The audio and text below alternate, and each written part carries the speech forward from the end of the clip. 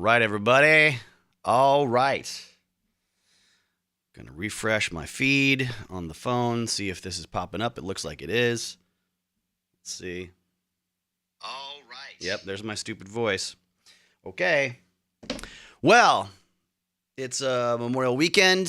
If I was a healthy, well-adjusted person, I would be in the mountains or with the family of some kind, or perhaps fishing, or on a trip, on a long, sweaty trip in a car with other people that are also sweaty and probably cranky.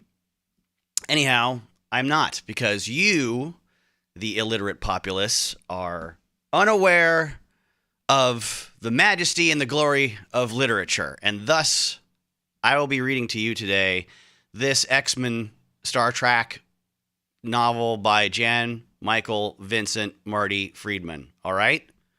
So, buckle up. Get ready.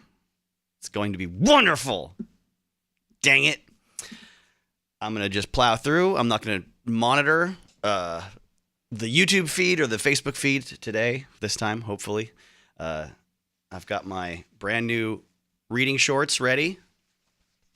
I will place them upon my person now so that I am prepared and equipped to read properly. There we go. Okay. Oof. Let's do it. This will be in 3 parts, I believe. I think we'll do a bit today, a bit tomorrow, a bit the next day, and that should hopefully wrap it up. Prologue! I will be a new person, Erid Sovar told his friends. Savoring the warmth of the afternoon sun in his face, I will be a person the world has never seen before. His companions laughed good-naturedly and reminded him that everyone is like that, a person the world has never seen before. Whoop. Let me adjust this. Yoink. Yep. And they said that was true even before a person went on his adulthood quest. But Erid wouldn't have this enthusiasm dampened. I will be truly different, he said. I will be so different from anyone else, you won't know me when you see me again. They laughed again, and this time, he laughed with them. Over the next several hours, Erid and his friends completed their hike into the barren highlands of Ra'ad Kuldur. At the doorstep of the gigantic Vurin Pass, they paused to eat something descriptive, evocative language. Something. They ate something. Are you enraptured yet? When Erid prepared himself for the task ahead, his friends traded scandalous stories about him and laughed even harder than before. Then, as the sun began to set, he hugged each of his companions and said goodbye to them. After all, he was certain they would never see him again, at least not as the Erid Sovar they had known. Continuing his journey on his own, he mused that one other should have been there to say goodbye to him. Unfortunately, that one was gone from his life forever. It was best to forget about him, the youth told himself, and to move on. Without benefit of food or water, Erid made the long climb up to Otros Par, the legendary field of heaven. When he got there, he saw the dozen tall, lonely stacks of rocks that awaited him. Erid chose the pile farthest from the ruddy light of the setting sun, and therefore nearest the light of the sun that would rise the next morning. Then he climbed the rocks, laid one on top of the other in ancient times. He climbed the rocks, laid one on top of the other in ancient times. Until I assume the editor may have missed a trick there. Perhaps the phrase was supposed to be as in ancient times. Who am I to say? I am not a published author. Until he reached the highest and most precarious of them. Sitting, he crossed his legs. Then he took a breath and composed himself. His light clothing barely any help against the cutting lash of the wind. Putting aside all thoughts of the life he had led to that point, thoughts both good and bad, he began to sing. It was the way it had been done by his ancestors for the last 750 years. It was what tradition demanded of him, and Erid was only too eager to comply. So he sat there, alone under the terrible, unexpected brightness of the stars. and sang psalms to the inclinations of his spirit. Nor was it like any other spirit in all the universe. His elders had assured Ariad of that again and again. All he had to do was sing the song. They had said, and he would find the elements that made him unique. The elements that finally irrevocably made him Ariad Sovar. For a brief time, the stars were obscured by a herd of gray clouds. Ariad felt a cold, eventually numbing sizzle of rain, but he sang his way through it. The rain stopped, the clouds dissipated, leaving only a few breeze-rippled puddles as evidence of their passing. As he sat there shivering, he was again haunted by thoughts of the one who would have been with him at Vurin Pass. Anger and resentment rose in him, and pain as well. No, he told himself, you must be clear in your mind, driving away such thoughts as the clouds have been driven from the sky. Opening his eyes, Ariad dropped deeper into his song, seeking solace. He wrapped it about him like a cloak against the chill, and in time his thoughts became pure again. He pursued mystery after mystery, seeking who he was and who he might yet be. Oh, this is getting rough, folks. He came up with questions, a great many of them, but nothing at all in the way of answers. Not at first, anyway. Then, with the first pale hint of dawn, a change began to take place in Ariad. As the wind lost its edge and the land grew still, the answers he craved started to come to him, one after the other. Slowly at first, and then in a dizzying, breathtaking rush. The youth felt a rush. Well, we just used the word rush, Mr. Michael Jan Friedman, Vincent, Marty. The youth felt a rush of confidence, a heady unfolding of grand potentials and possibilities. With great satisfaction, he realized he was doing what he had set out to do, shedding one existence and dawning another. Finally, the song having served its purpose, he stopped singing, but the feelings of joy and transformation continued. Now the sun was rising over the uneven line of the horizon. Like, we don't get any clue as to what the song sounds like or what could have been effective about it, of course. Why would we?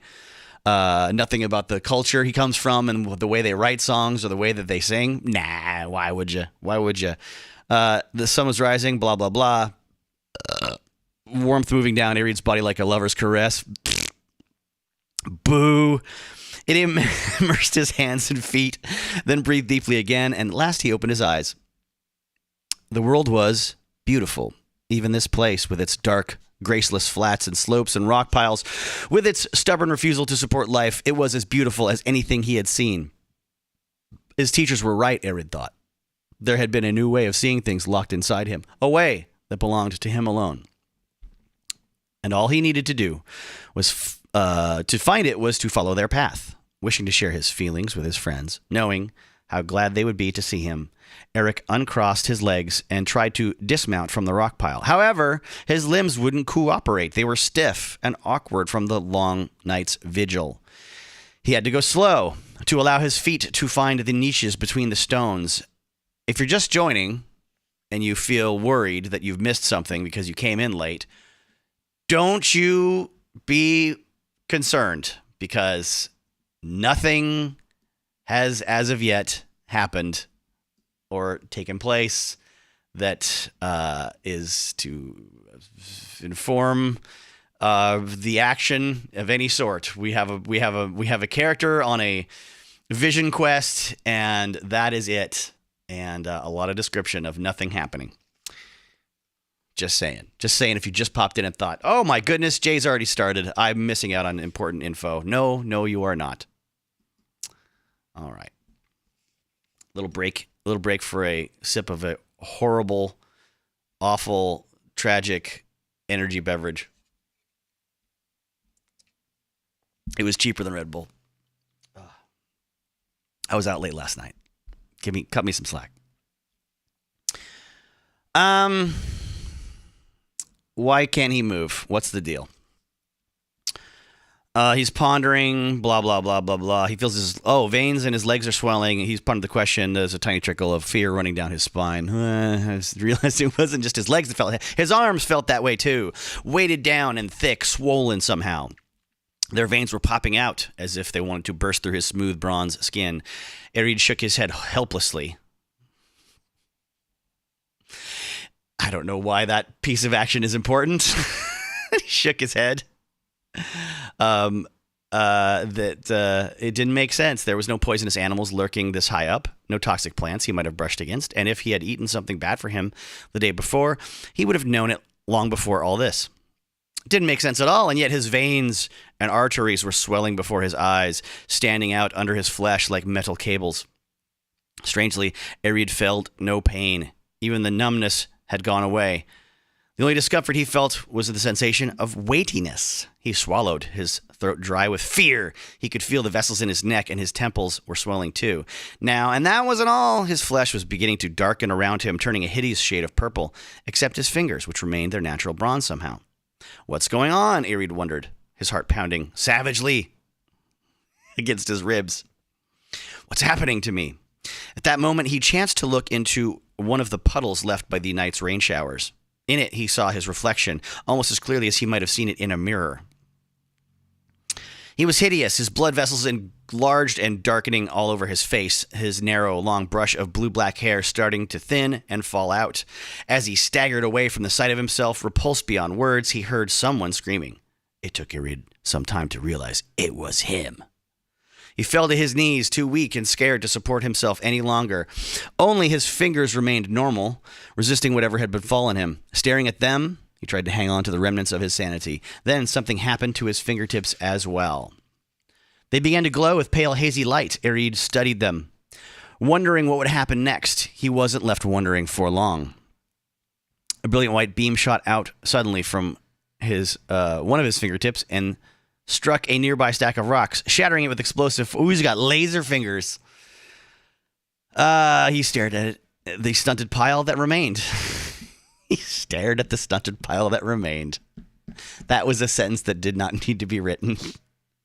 Did I really do that? He asked himself. Then, before the fragments created by the first beam could stop rolling, a beam projected from another finger and hit the ground.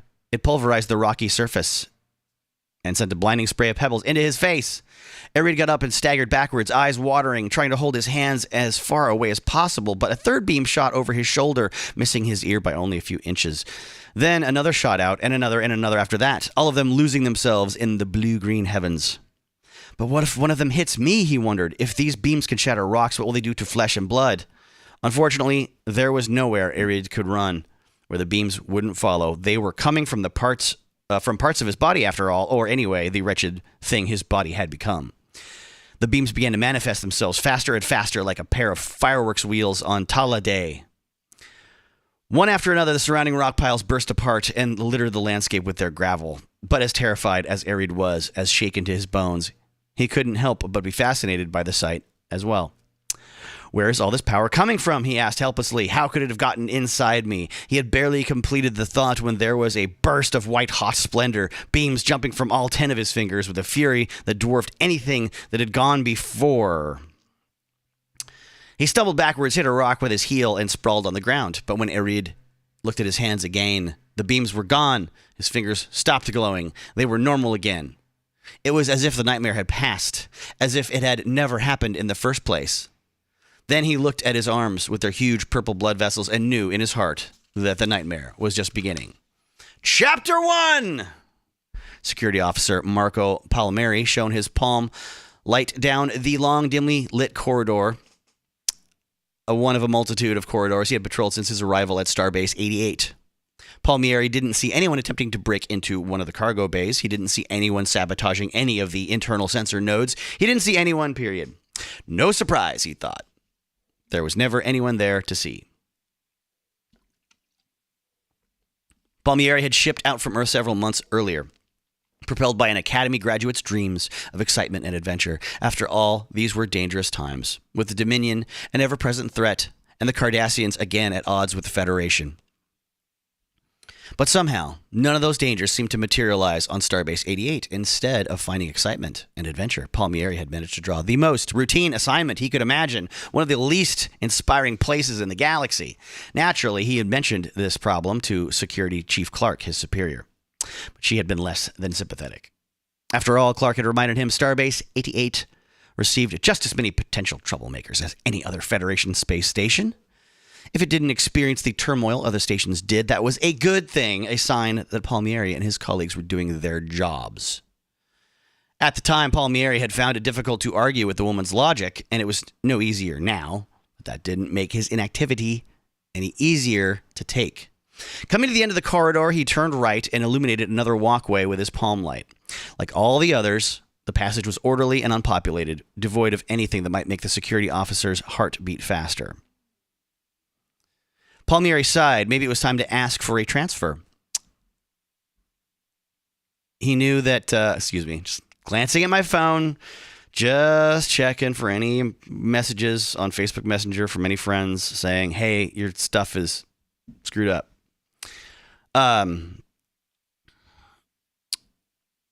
Like all the others, the passage was devoid of anything that might be screwed up. Maybe it was time to ask for a transfer. He knew that the berths on starships were hard to come by, but there had to be some starbase somewhere in need of an eager, if untested, security officer. Suddenly, his tricorder began to beep. Taking it out of its loop on his tunic, he checked its tiny screen to see why. What he saw made him wonder if the tricorder was on the fritz. It was indicating a temporal flux artifact in Cargo Bay 6, but that didn't make any sense. The base's security station routinely scanned for such phenomena. If they had... Clark to Palmieri, came a voice, shattering his thought. Dutifully, he tapped his communications badge he wore on his chest. Palmieri here, Chief. Are you getting a temporal flux reading down there? As a matter of fact, said Palmieri, it just registered on my tricorder. You don't know anything about it? No more than you do, Clark told him. Go check it out, but be careful. If there's anything at all to be concerned about, let me know immediately. Will do, he said. Palmieri out. Obviously, he thought the chief wasn't seriously worried about the temporal flux reading, or she would have insisted on checking it out herself. I don't know. Is that how the hierarchy works? If the chief is concerned, you run down to the cargo bays yourself and don't let the security officer do their job? Who am I to question this chain of command? It wasn't far. Palmieri took a left at the end of the corridor and found the entrance a few meters down on the left. Again. Laying his hand against the security pad in the bulkhead, he watched the door slide aside. It was dark in the bay, but he had his palm light. Palmieri took a few steps inside and played the light over the uneven terrain of stacked cargo containers. Nothing to see. But when was there ever? Taking out his tricorder, the security officer scanned the bay from one side to the other. There was evidence of flux, all right. Not a lot, but enough to make him wary. He looked around again with the help of his light, which would be implied already. As readers, we're aware of this. Seeking the exact location of the phenomenon. Abruptly, without warning, the cargo bay blazed with a brilliant blue-white light. Instinctively, Palmieri threw a hand up to protect his eyes. Losing his balance, he staggered backward a step. By the time he righted himself, the source of the illumination was gone. The bay was dark again. The neon after image in his retina, the only evidence of the flare-up that had happened at all. Then he glanced at his tricorder and realized the after image wasn't the only evidence. For a moment, apparently, the temporal flux reading had gone off the scale. Now it was back to a trace level again. Strange, Palmieri thought. I better let the chief know about it. But before he could tap his communicator, he heard a sound. Something muttered. A curse, he thought. Whirling, he saw he was no longer alone in the cargo bay. There were shadowy figures at the far end among the largest containers, where before there had been nothing and no one. From what he could tell, they hadn't noticed him yet. Where are we? One of them asked the others. Weren't we just standing in the woods outside the mansion? Someone else asked. I've got a better question, said a third voice. Oh, where are we time hook devices? A fourth one spoke up gruffly. Gone, it looks like. And don't that take the flamin' cake.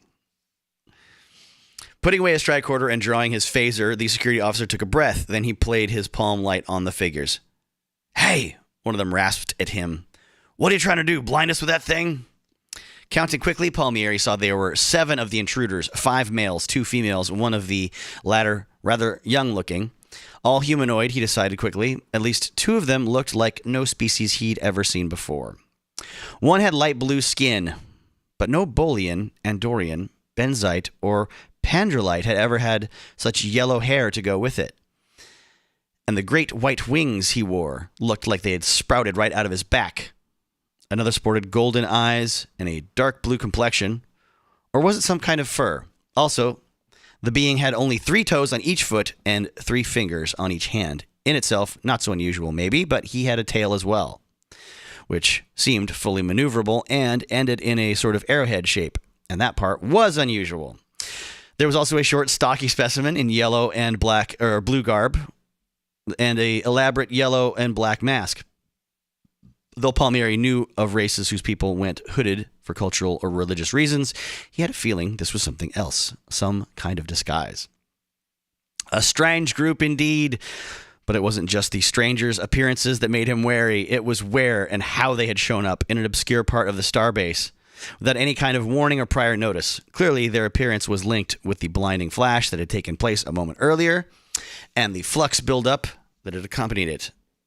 It was too much of a coincidence for Palmieri to believe otherwise.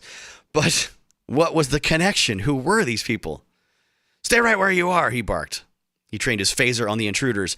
They didn't seem to have any weapons in hand, but that didn't mean they weren't armed or dangerous in some way. "Careful," said the one with wings on his back.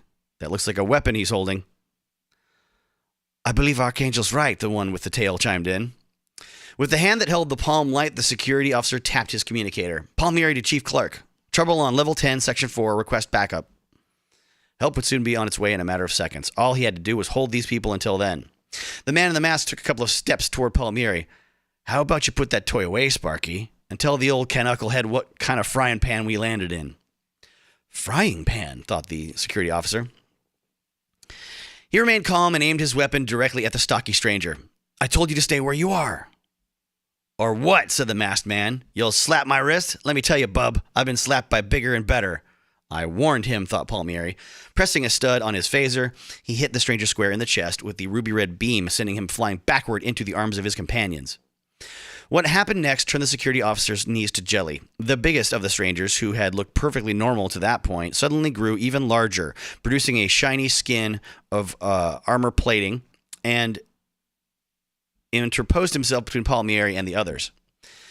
The security officer could think of only one thought: shapeshifter. That would mean the strangers were Dominion agents. Wait, is that? Yeah, all of them. And they'd had the gall to materialize right in the middle of the station, as if they somehow owned the place.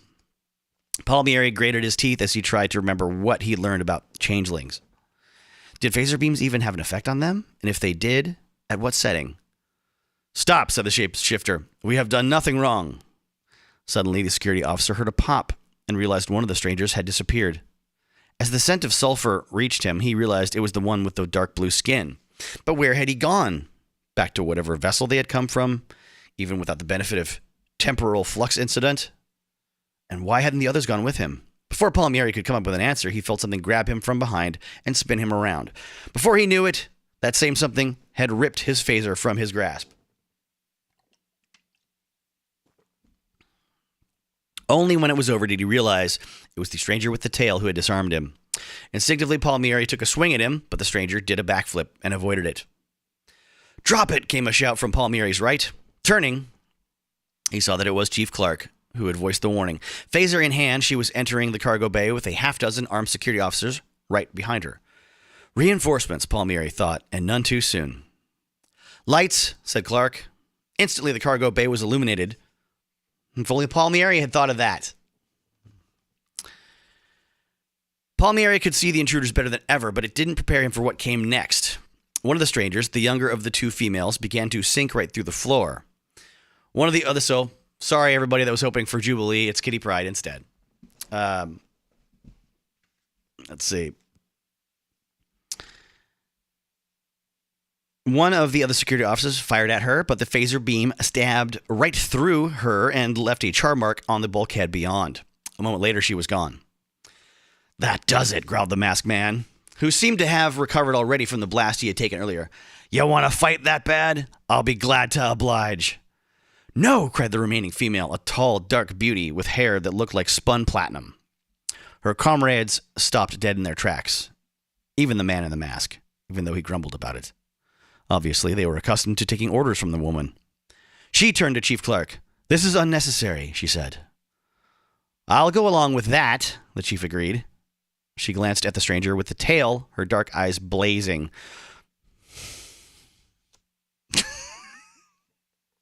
Phrase that no bad writer can ever resist using.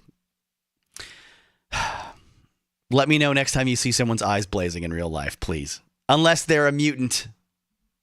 Unless they're in the X-Men. But come on. This is not one of the X-Men. Of course, you'll have to return that phaser if you want to keep this cordial, and I want your friend, the girl, back where I can see her. The woman with the silvery hair nodded to the one with the tail. "Give it back, Nightcrawler." "Your wish is my command," he replied, and with a casual air, he tossed Palmieri's phaser to him. The man with the wings then turned to the floor. "It's all right, Shadowcat. You can come out now."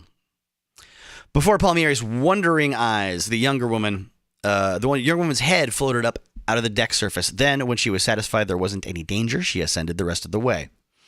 Palmieri shook his head. Who were these people? "Wait a minute," said one of the other strangers. A fellow with closely cropped... Oh, wait a minute! Cropped red hair, decked out in yellow and green. So no Cyclops, so we get Banshee. Okay, fine, whatever. He took a couple of steps toward Clark. "That's far enough," she told him. Suddenly, the red-haired man grinned. Then he turned back to the woman with the silver hair and indicated Clark with a gesture. "Do you not see it?" he asked, in what Palmieri was beginning to recognize as an Irish brogue. The woman's eyes narrowed and then widened again. "Yes," she answered at last. "It's the same uniform, isn't it? And the same insignia." "Exactly the same," the redhead confirmed. He turned to Clark again and spread his hands in a gesture of peace. "Tell me, lass, would you happen to know the lad by the name of Picard?" The name sounded familiar to Palmieri, then he realized where he had heard it before. Jean-Luc Picard was the captain of the Enterprise, the flagship of the fleet. If the stories about the man were true, he had saved the Federation from destruction more than once. Okay, so if you knew that about the guy, how did you not recognize his name when it was first spoken? Eh? Huh? "What do you want with him?" Clark asked the man with the brogue. The redhead smiled. "Believe it or not, he's a friend of ours." Okay, so this is a sequel? There's a previous novelization book type thing where they hang out, or is it... Unless the previous story was from a comic book or something. I don't know. It didn't say. It should say on the outside of the book somewhere, for crying out loud. Pradis Amon, esteemed chancellor of the planet Zaldia, paced his high-ceilinged summer office with a heart full of trepidation. He no longer had to study the rounded monitor on his desk to know what kind of reports were coming in, and at what seemed like an ever-accelerating rate. In Brelos province, a woman named Nikiti Ialo had nearly killed her newborn twins when her body began drawing heat and light out of everything and everyone around her. 200 miles away, in the city of Cardrilled, 2 eyes, actually, a mental patient named Tessa Malik had thrown his ward into chaos when he began incinerating beds with the power of his mind.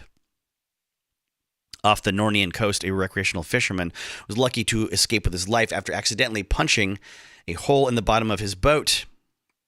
A Mercassite gymnast had come close to suffocating when she somehow encased herself in an impermeable metallic skin. And at Otros Par, in the midst of an adulthood quest, someone named Erid Sovar had inadvertently blasted several prayer perches to dust with his energy beams. Such bizarre incidents were taking place all over the globe, and if the reports could be believed, as much as Amon didn't want to believe them, it appeared he had little choice in the matter. After all, they had been filed by sane, reliable regional administrators. People turning invisible, indeed undetectable, except by the most sophisticated instruments, moving more quickly than the eye could follow. And one who could create illusions so real, so powerful, she had already caused a fatal hovercar accident. The fact patterns were always different, but the one thing remained constant. In each case, the individual at the heart of the incident had recently reached the age of 22. Why that span of years? Amon had no idea, but it was the only common thread that seemed to exist, tantalizing him with the hope that he might understand what was going on if he just tried hard enough. A voice filled the room, startling him out of his meditation. "Chancellor, it's the security minister." Amon nodded. "Send him in." A moment later, Minister Tollett entered Amon's office, his white garb marked by the black ribbon of the security corps. Taller and broader than Amon, he inclined his silver-tufted head and spoke in a deep voice. "Good to see you, Chancellor, though I wish more pleasant circumstances had brought us together." "So do I, Tollett," said the Chancellor. He tilted his head to the direction of his desk. "You've seen the latest reports?" The minister nodded soberly. "I have indeed. They're disturbing, to say the least." "Yes," Amon agreed, "but the repercussions may be even more so." Tollett looked at him. "What do you mean?" "The public feels endangered," said the Chancellor. "Our people are frightened. Perhaps they are right to feel that way." The minister shrugged. "I've yet to hear of these strange 22-year-olds using their abilities to hurt anyone." "But it will happen eventually," Amon insisted. He eyed his colleague. "Mind you, the youth in question may only be acting in self-defense, or perhaps what he perceives to be self-defense. But he will lash out at someone, and there will be a tragedy. And when that happens, the news will spread like wind-driven fire." Tollett considered the possibility. "Then we must prevent the spark, and thereby the fire." "Agreed," the Chancellor replied. He turned to the oval window behind his desk, where the cloudless sky was mellowing to a dusky orange. He could still make out the dark smudge of the Obrig Mountains on the distant horizon, with the lights of the area's only city clustered at their base. "Verdun," he said. The security minister regarded him. "I beg your pardon?" "Verdun," Amon repeated. "There's a fortress there, left over from the 7 Years' War." "An ancient fortress," Tollett reminded him. "But still, our best option. I want you and your people to round up those who've been transformed and bring them to Verdun, for their own safety as well as everyone else's." The minister frowned. "We can't keep them there forever, Chancellor. We haven't the right." Amon sighed deeply. "I'm afraid this goes far beyond the issue of anyone's rights, Tollett. Though, as you must know, I don't like the idea any better than you do." The minister nodded. "Yes, Chancellor, I know." "That will be all," Amon told him, "at least for now." Tollett inclined his head again and left the room. In his wake, there was a silence the Chancellor could only describe as oppressive. Zaldian society had been built on the privileges and responsibilities of the individual. It pained Amon to take a barbaric step backward in that regard, to imprison people when they hadn't done anything wrong. But the transformed represented a new kind of danger, unlike anything any Zaldian had encountered before. And, as someone had once said, desperate times call for desperate measures.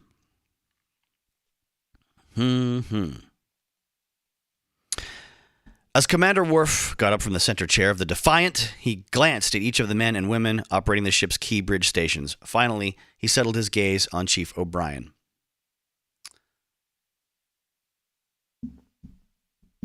The engineer smiled at him. "Say hi to all our old friends for me, won't you?" The Klingon no longer believed in showing a lot of emotion in public, especially when he was in command of the Defiant. Many emotions were undignified, after all. Naturally, Jadzia believed otherwise, but then Worf and his new mate differed on a great many subjects. It was hardly a shock that they would differ on that one as well.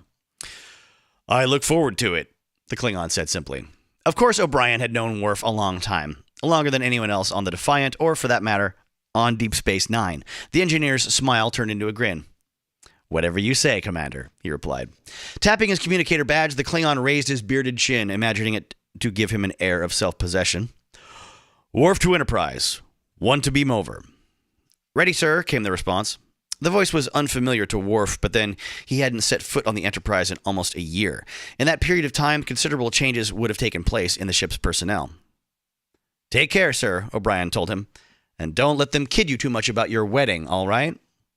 The Klingon didn't respond to O'Brien's reference about his recent nuptials. However, he fully expected that the chief was right. No doubt some of his former comrades would find something humorous in his marriage to Jadzia Dax. The Klingon didn't respond to O'Brien's reference about his. I got distracted looking at the information on the screen, checking the recording time. Oh, where did it go? There. Okay, lost. All right. Oh, interesting. I can't open a web browser while I have OBS running.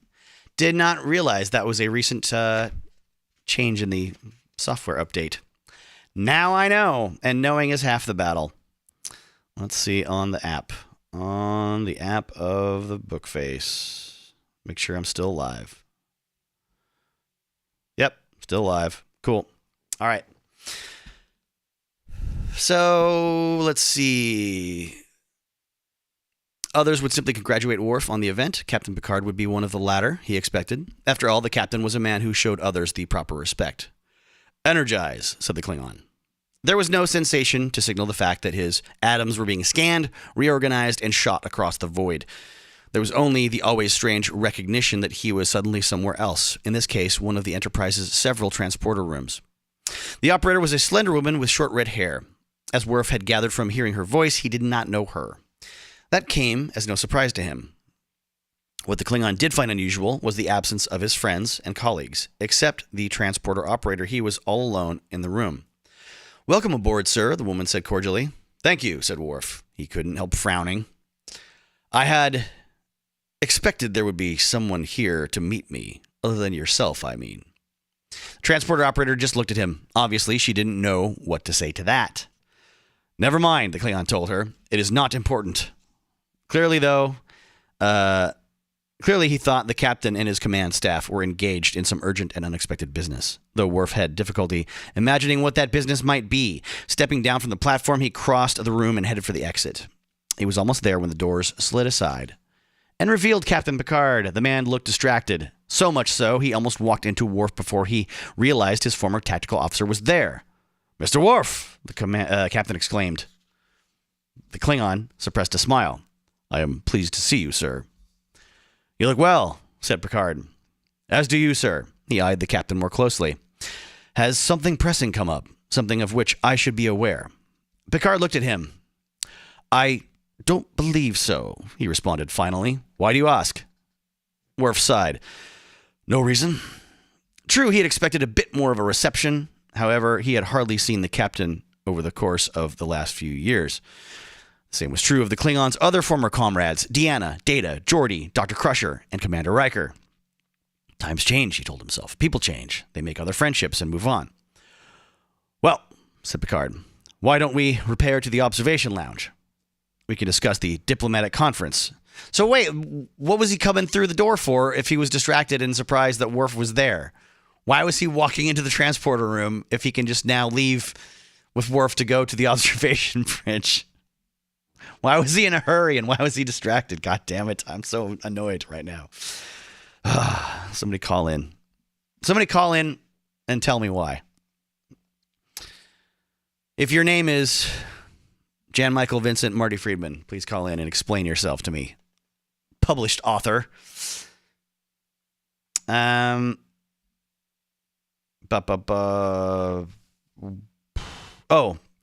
We can discuss the diplomatic conference. No doubt you've already have some ideas as to how you would like to approach it. Worf nodded, reminded of the reason for his visit.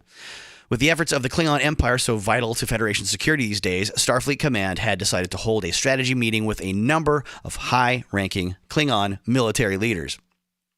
As the Starfleet officer most familiar with the Klingon customs, Worf had asked to attend a planning session on Starbase 42. After all, the last thing Command wanted to do was offend or alienate its guests. And who knew the potential pitfalls better than a warrior of the House of Martok? On the other hand, with the Jem'Hadar a constant threat, Captain Sisko hadn't wanted the Defiant gone too long from Deep Space Nine, hence the rendezvous with another starship. The Enterprise was selected for the job because her captain had served as the Klingons' arbiter of succession years earlier. As that had given Picard some standing in the Empire, his input was valued as well. "Indeed," said Worf, "I do have some ideas." "Excellent," Captain replied. Then he led the way out of the transporter room. The Klingon followed, feeling as if he had just conversed with a stranger. It was not a particularly good feeling. Catching up with Picard, he cleared his throat. "You know," he said, "I have taken a wife." The captain glanced at him. "Yes, I've heard. That lovely young woman Captain Sisko depends on so much. She's a Trill, as I recall." Is that Star Trek jargon for a woman of loose morals? It's a real Trill, you know, hanging around truck stops late at night. Worf nodded. "That is correct. What was her name?" Jadzia Dax." "Of course. Congratulations," Picard said. Klingon did his best to conceal his disappointment. He had expected a bit more from the man he had designated his Cha Dich, his ceremonial defender, when he was accused of treason on his people's homeworld several years earlier. "Thank you," Worf answered hollowly. Suddenly, something occurred to him. Perhaps it was the captain who was disappointed in him. Hadn't the Klingon held his wedding without inviting anyone from the Enterprise? And if he were in Picard's place, wouldn't he have taken offense at that? "I would have invited you to the wedding," Worf began to explain, but Alexander was shipping out in a matter of days. The captain smiled at him. "There is no need to make excuses, Commander. I understand completely." His tone said he was telling the truth. He really did understand. And as far as the Klingon could tell, it didn't matter much to Picard that he had missed the wedding. They entered the nearby turbo lift and instructed it to take them to the bridge. During their passage through the ship, the captain didn't say anything, and neither did the Klingon. They simply faced forward and waited to reach their destination. When the lift doors opened, Picard emerged first. Crossing the bridge, he headed for the observation lounge. Worf was right behind him. However, he took a moment to scan the bridge and its personnel. His heart sank a little further as he realized there was no one there that he recognized. Not one at all. The doors of the observation lounge slid open, and the captain made his way inside. The Klingon shook his head. True, this Enterprise was not the one on which he had served for so many years, but he had hoped to feel at least a little bit at home here. He'd hoped to find some sense of family. With that thought echoing in his head, Worf entered the lounge, head down, and was jolted by a loud and raucous sound. He was is this going to be one of those surprise birthday party things? Oh, we were all pretending that we didn't really care you were here, and then, let's see. He was jolted by a loud and raucous sound. He had already assumed a Mokbara stance and bared his teeth before he realized what it was. A cacophony of voices shouting a single word. Surprise! Looking around, the Klingon saw all the friends he had looked forward to seeing again. Riker and Crusher, Geordi and Data, Deanna and Guinan. And they were all grinning at him, even Data, who had acquired an emotion chip shortly before the destruction of the previous Enterprise. But it was Captain Picard who was grinning the widest.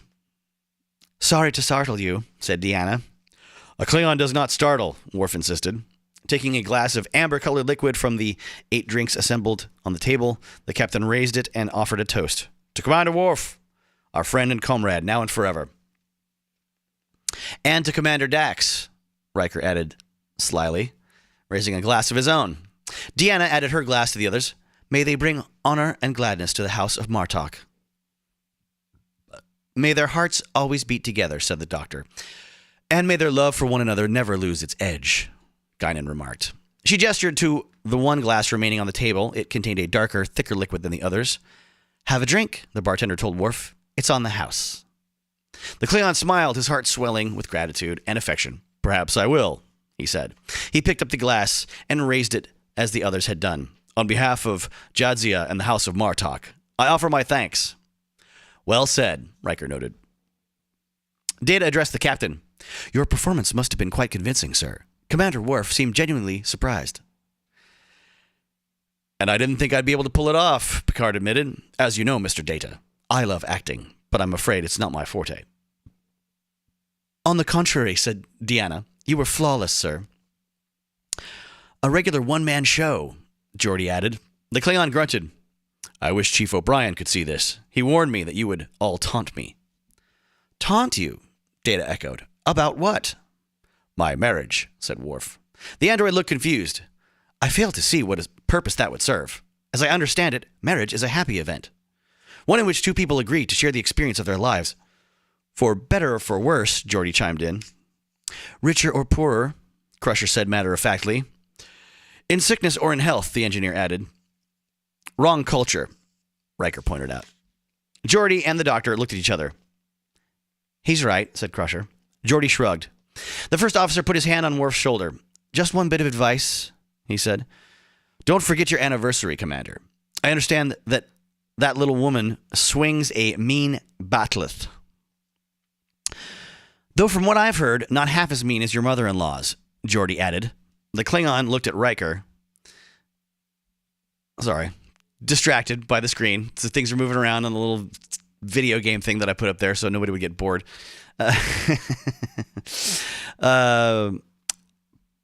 And perhaps Chief O'Brien had a point after all. Worf had to maintain the pretense that their jibes annoyed him. A warrior could act no other way, but, truth be told, he found himself basking in the warmth of their company, ridicule or no ridicule. Suddenly a voice cut into their conversation. Lieutenant Sovar to Captain Picard. I have a subspace message for you, sir. It's from Admiral Kashiwada on Starbase 88. The Klingon turned to the captain. In fact, they all did. Picard frowned back at them. Stay here, he said. I will attend to the Admiral's communication. If I need any of you, I will let you know. Are you certain, sir? Asked Worf. The captain nodded congenially. Quite certain, Commander. And with that, he left them. Chapter 3.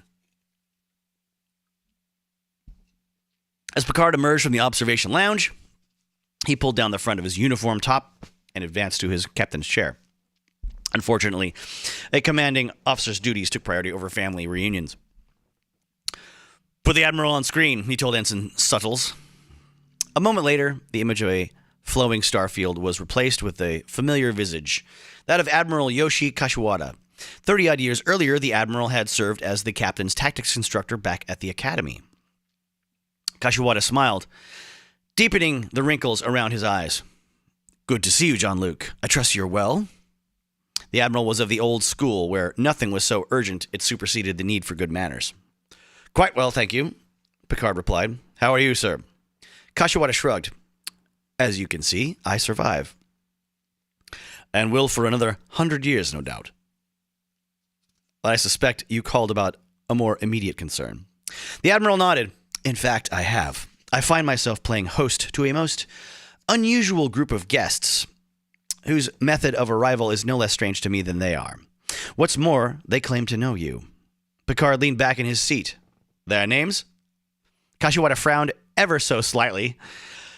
They insisted you would know them more readily by their aliases. He peered at the monitor alongside him. Storm, Wolverine, Banshee, Arch. The captain felt a thrill of surprise shoot through him. Archangel? He blurted, completing the name. The other man cocked an eyebrow. Then you do know them. Picard leaned forward again. I met them some time ago, though. The Admiral looked at him. Yes? Frankly, I'm at a loss to explain what they're doing here. They reside in another frame of reference, another universe, as it were. I have a grandson who is said to do the same, Kashiwada commented, but I have a feeling you mean it in a more literal sense. The captain confirmed it. Did your guests say how they got here, or what purpose they had in mind? The Admiral held his hands out, a gesture of helplessness. From what they tell me, their arrival was not a matter of design, but an accident. Their only intention, they insist, is to return home. I see, said Picard. I can send you the information that they gave us concerning their arrival. You may find it helpful. I would appreciate it, the captain told him. In any case, Kashiwada went on, since these people seem to know you, and since Starbase 88 is more or less en route to your destination, you thought I might come by and pick them up. The Admiral smiled. It might be a good idea for everyone concerned. At least one of our guests seems ill-suited to a Starfleet environment, and given his rather, let us say, surly disposition, I would be surprised if trouble did not ensue. Picard nodded. That would be Wolverine, he guessed. It would, Kashiwada agreed. The captain sighed. Even if Wolverine wasn't threatening to become a problem, he would have felt compelled to help the X-Men. After all, they had proven themselves dependable and courageous allies in their own universe. The least he could do was stand by them in his own. He turned to Lieutenant Rager, who was manning the helm. Make the necessary adjustments, he told her. Warp 6. Rager nodded. Aye, sir. Setting course for Starbase 88. Picard regarded the Admiral again. The Enterprise should be there in a day or so, sir. In the meantime, I trust you'll find a way to keep your guests properly entertained. Oh, yes, the older man assured him. One way or the other. See you then, Jean-Luc. Kashiwada out. A moment later, the Admiral's image was supplanted by that of the Starfield. The captain stroked his chin thoughtfully. The last thing he had expected was to run into the X-Men again. However, he had to admit that the prospect intrigued him, especially when it came to one X-Man in particular. As Ariad Sovar entered the room, he took note of three things. First, the presence of a thick-set, blue-uniformed administrator behind a large blackwood desk. His name was Osan, or so Ariad had heard. The man didn't look the least bit surprised by Ariad's appearance, but then, by that time, he had probably seen even stranger transformations. The second thing Ariad noticed was the light streaming in through the large oval window. It slashed across the only other chair in the room, which was positioned opposite Osan's. Ariad's third observation was that there were no guards in the room. The two who had escorted him in from his room had remained outside. It was a sign of trust, one that seemed strange to the youth, as it stood in direct opposition to everything Ariad had experienced over the last 2 days. Ever since he had been discovered and taken into custody near the Vuren Pass, he had been handled like a criminal. He had been transported by silent guardsmen and locked up in this old stone fortress, where he was surprised to see others who had changed in bizarre ways.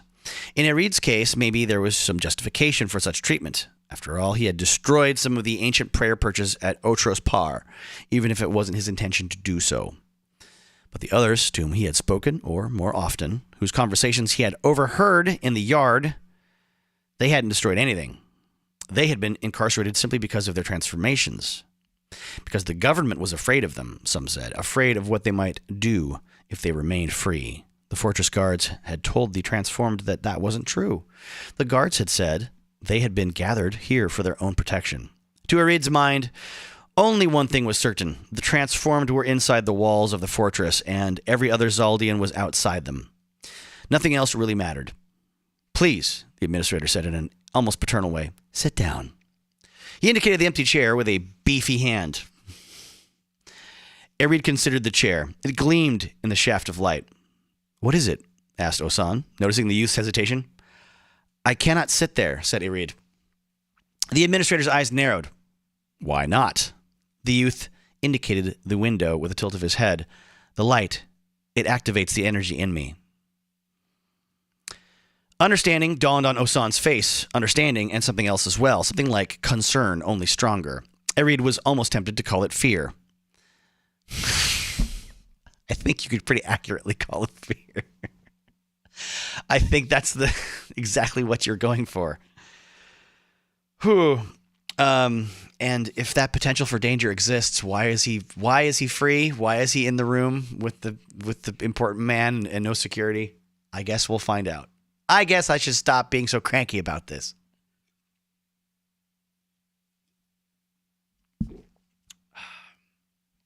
Let us see. How's the game going? Oh, yes. X-Men, the arcade game. Great stuff. Let's see. Ariad wants to speak with his family, he declared. When can I do that? The administrator looked sympathetic.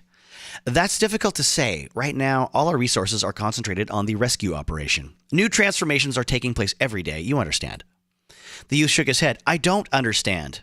What have your resources got to do with me speaking with my parents? Osan leaned back in his chair and frowned. We have to regulate the flow of information. If people find out what we're doing here, they may misinterpret our actions. The situation could instantly spiral out of control to the detriment of all concerned. In other words, Ariad said, you have no intention of letting me speak with my family. The administrator's frown deepened. As I said, we are regulating the flow of information, but that's just a temporary condition. How temporary? Something stiffened in Osan. Ew. It's a weird time for that to happen. I believe I answered that, but he hadn't. Not really. Do my parents know what's become of me? Arid asked. Do they know where I am, how I've changed? The administrator sighed. That, too, would constitute potentially incendiary information. It's in everyone's best interest that they don't know, at least not yet. He's not wrong. He's not wrong. I'm siding with the bureaucrat here. Arid glanced at the window. Somewhere beyond its glare was the yard where the transformed were allowed to congregate twice a day. He recalled how it had been for him there a couple of days earlier, frightened by this transformation and subsequent imprisonment. Still uncertain of how his powers worked, Arid had made the mistake of wandering into the center of the yard. In moments, beams of brilliant laser light had sprung from his fingers, just as they had the first time at Otros Par. And the guards who lined the battlements had fired their weapons at him, making him shiver and convulse, and finally lose consciousness. Perhaps Osan was right. Perhaps it was better his parents didn't know. It would be easier for them to think their son had perished than to picture him as a monster in a stone cage. But that wasn't the point, was it? It wasn't a matter of who would suffer if word of his transformation got out. It was a matter of his right to make that decision for himself. You have no right to take me. Sorry. You had no right to take me, Arid told the administrator. And you have no right to keep me here. Osan regarded him. You may be right about that. We may have no right at all. But we have a responsibility to the people of Zaldia, and we must carry it out as best we can. Arid saw he would get nowhere with this man. Still, it irked him that it should be so. A part of him even considered stepping into the light and becoming what Osan feared, a dynamo of deadly and unpredictable energy. But that would only earn Arid a barrage of stun fire from the guards outside. And he dearly wished to avoid another experience like the one in the yard. So if that experience in the yard had happened and there's a precedent set, how come no one has told this guy that he's going to burst into laser blasts when he walks into the light? Why would they allow this meeting with no security? Oh, goodness. Someday, he told his captor, you'll regret what you've done here. It was less than a threat, but more than a prediction. I feel like the author was sitting on that one for a while. Like he was waiting. He was waiting for an opportunity to use that phrase. Osan made a grim smile. This may surprise you, he said, but I regret it already. Arid was still pondering the meaning of the man's words as he left the room and returned to his barracks.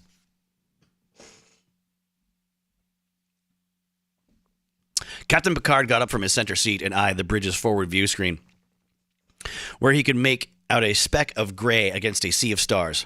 Maximum magnification, he said. Aye, Captain, replied Data, who was sitting at ops. A moment later, the speck became a full-blown Federation starbase. In this case, Starbase 88. Picard considered it for a moment, then cast a glance over his shoulder. Lieutenant Sovar, a security officer with bronze skin and a brush of blue-black hair, was manning the tactical console. He looked up from his monitors, seeming to sense the captain's scrutiny. Lieutenant, said Picard, hail the station. Tell them I would like to speak with Admiral Kashiwada. Aye, sir, Sovar replied. Before long, Kashiwada's countenance replaced the image of the starbase. By the frown lines around the man's mouth, the captain could tell the X-Men's stay was proving stressful for the Admiral. Jean-Luc, said Kashiwada, I see you made good time. It was a joke, of course. Starship travel was precise. Seldom did the vessel vary from its schedule by more than a few minutes. I was eager to see you in person again, Picard replied. More likely, said the Admiral, you were eager to see my guests. As you may have guessed, they are eager to see you as well. The captain smiled. I imagine they are. I trust their visit with you has been mutually profitable. Kashiwada grunted. That would be one way to put it. I'll meet you in our transporter room, Jean-Luc. Say in half an hour? Half an hour will be fine, Picard assured him. Excellent, said the Admiral. His face disappeared, the image of the starbase taking its place, but Kashiwada's expression remained with the captain. Quite clearly, it hadn't been a happy one. Chapter 4. Arid Sovar walked out of the fortress's low stone mess hall, last and alone. But then, that wasn't unusual. More than most of the transformed, he mainly kept to himself. As he emerged from the coolness of into the hot, crowded yard, Arid hugged the high, curving wall on his right. That way, he could protect himself from the rays of the sun and the indignity of another energy fit. Why wouldn't they just keep him locked up out of the sun? Why did they let him out? Others among the transformed had the same problem. Okay, why are they allowed in the yard then?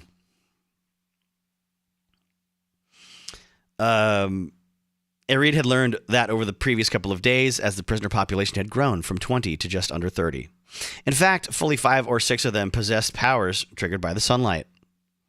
Like him, those individuals kept to the shadows as best they could, and in the rare instances where they forgot to do so or defied fate, their powers ran rampant. The guards of the ancient battlements buried them in a storm of stun fire.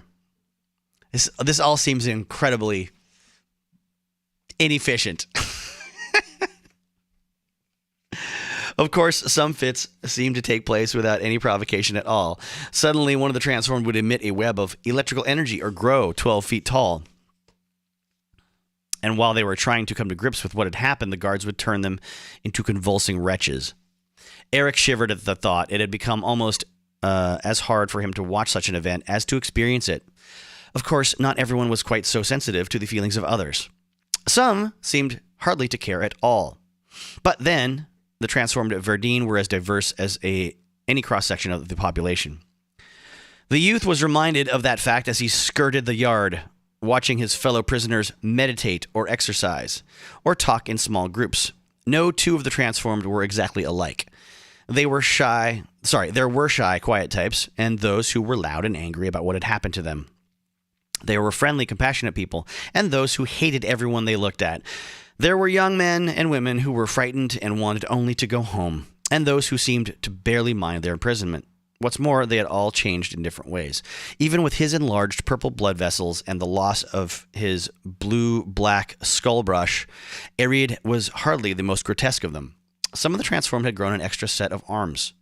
Some had sprouted horns, or similarly peculiar appendages. Still others had seen an alteration in skin texture or eye color. Only a fortunate handful had seemed to undergone no outward change at all.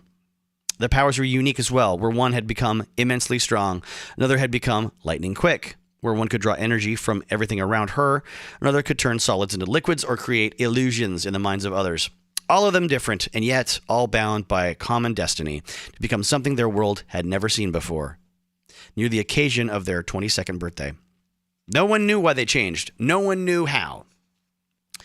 They knew only that they had been altered, and for the time being, at the very least, there was nothing any of them could do about it.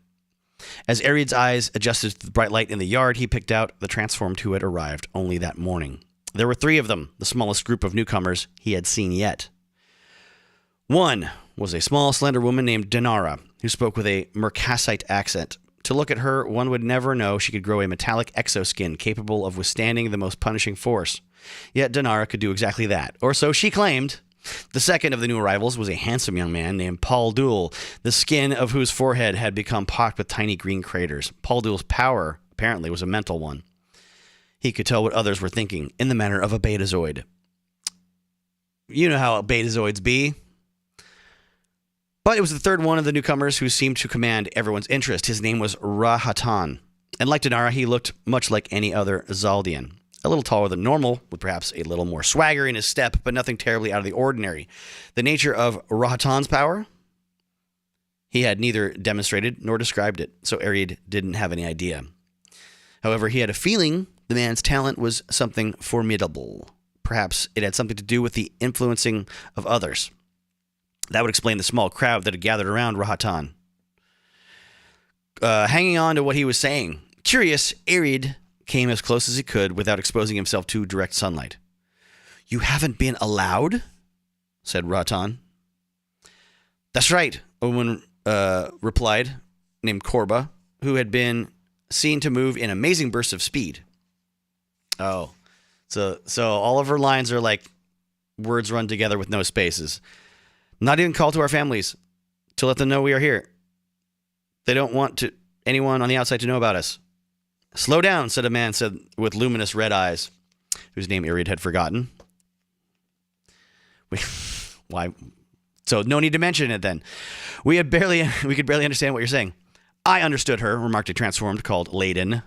Most of his skin had turned into something hard and translucent like the armored shell of an insect, and he was reputed to have strength of 10 normal Zaldians. Layden smiled bitterly. Korba said we can't make contact with the outside because the government doesn't want anyone to know about us. It's the truth, too. Osan hasn't made an effort to deceive us on that point. Ratan grunted. It doesn't seem right. It's not, responded an attractive woman named Sivine,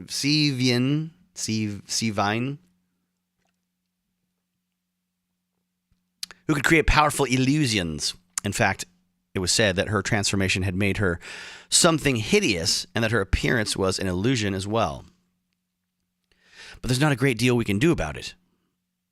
Ratan eyed her. And why's that? Sivine jerked a thumb over her shoulder, indicating the guards perched on the parapets above them. In case you haven't noticed, they're the ones with the stun weapons. And they're not afraid to use them, added the man with the luminous eyes. Ratan shrugged. So what? We've got weapons too, haven't we? He looked up at the guards, his expression a defiant one. What's more, they seemed to notice. Look at them, Ratan said softly. It's they who are afraid of us. That's why they're clutching those weapons so tightly. They're scared we'll climb up there and show them how powerful we've become. Ariad found himself nodding. The guards were scared of them. He had seen it in their eyes, even as they raked him with stun fire. He had seen it in Osan's face as he stood before the administrator's desk. Are you suggesting something? Asked Sivine. Ratan looked at her. All I'm saying, for now, is that they need to treat us better. If I have anything to say about it, they will. Ariad was impressed with the newcomer's bravado, even if he didn't think anything would come of it. Still, he resolved to keep an eye on the transformed called Ratan. Oh, there's a software update pop up letting me know I should probably restart this and install the new software update. Though I installed this software update yesterday in advance of this little return to OBS Studio. Let's see, where are we at? 511. Okay, go. Picard materialized in the large, well-lit transporter room of Starbase 88, flanked by Counselor Troy and Commander Data. He found Admiral Kashiwada standing beside the base's transporter operator, waiting for Picard and his officers as promised. Admiral, said the captain. Welcome, Kashiwada replied.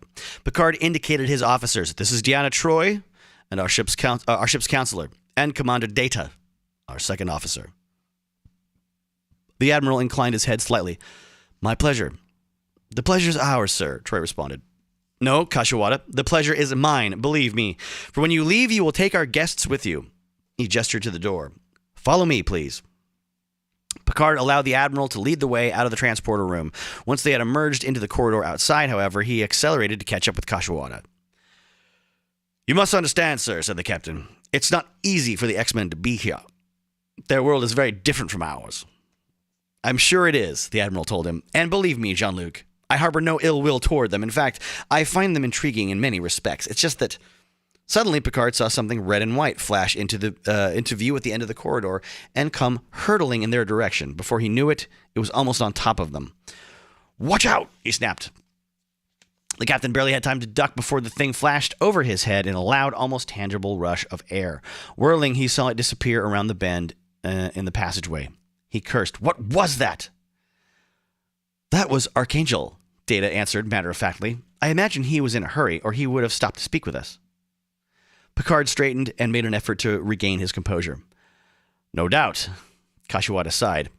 It's been my experience that Archangel travels that way as often as possible. I think he enjoys startling my base personnel with his comings and goings. For all the captain knew, the Admiral's observation was an accurate one, but he kept his speculation to himself. What a needlessly written sentence. Then again, said Data, as you yourself have pointed out, sir, a starbase is hardly the ideal environment for the X-Men. Perhaps, particularly the one who is used to the freedom of an open sky. Perhaps this is simply Archangel's instinctive response to being cooped up, the Admiral suggested. The android nodded. Precisely, sir. Kashiwada shrugged. No doubt you're right, Commander. He resumed walking. Picard and the others followed suit. Nonetheless, the Admiral went on, understanding the stresses on Archangel's psyche doesn't make his mode of travel any less startling.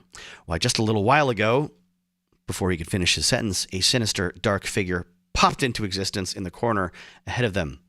The captain tensed, his nerves already taut from their encounter with Archangel. Remember that? Remember the encounter with Archangel a minute ago? Then he saw who it was. Just another of the X-Men. Taking a breath, he forced himself to relax. Nightcrawler, said Troy. In the flesh, the mutant responded playfully, with a German accent. Or the fur, if you prefer. You may take your pick, Counselor. How did you know where to find us? Asked Data. Nightcrawler grinned. A little bird told me. The one that went rushing by you a moment ago. Fortunately, I've come to know some of these corridors pretty well by now. Me too, said a youthful feminine voice. Tracing it to its source, Picard turned around and saw the head of a young woman emerging from the deck behind him. It would have been a bizarre sight, indeed, had it not been preceded by the equally bizarre appearances of Nightcrawler and Archangel. Remember that? Remember Nightcrawler and Archangel appearing just now? Shadowcat, the captain noted. Remind me to instruct you on the use of a turbo lift sometime. Floating the rest of the way up through the metal deck surface, revealing her blue and yellow garb, the girl appeared to ignore Picard's comment. It's about time you got here.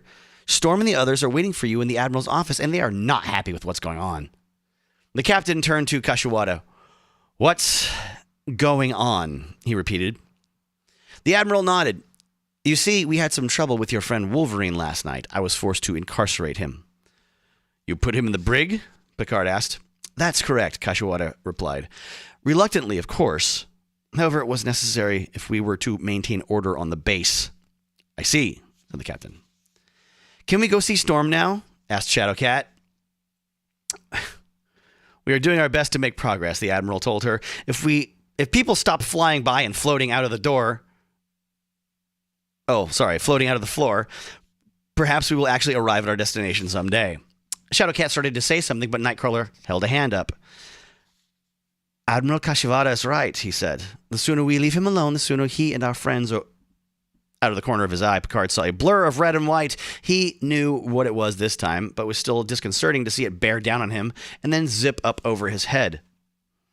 We'll get where they're going, Nightcrawler finished, as Archangel negotiated a bend in the corridor and sped out of sight.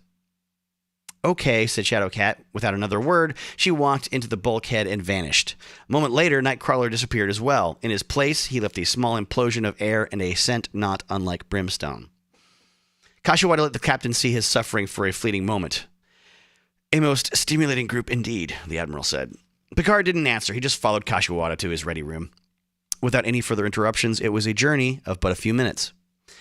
As they entered the Admiral's sanctum, the captain saw that Nightcrawler, Shadowcat, and Archangel were there already. So were Storm, Banshee, and Colossus, as well as a dark-haired woman in gold and black Starfleet security officer's uniform. The pips on the woman's collar told Picard she wasn't just any security officer. She was in charge of that function here on the starbase. Captain Picard, said Storm, rising from her chair. I am glad to see you. She acknowledged the captain's colleagues, and you as well. Colossus and Banshee got up too. The former was in his human state, so he didn't quite tower over the others in the room.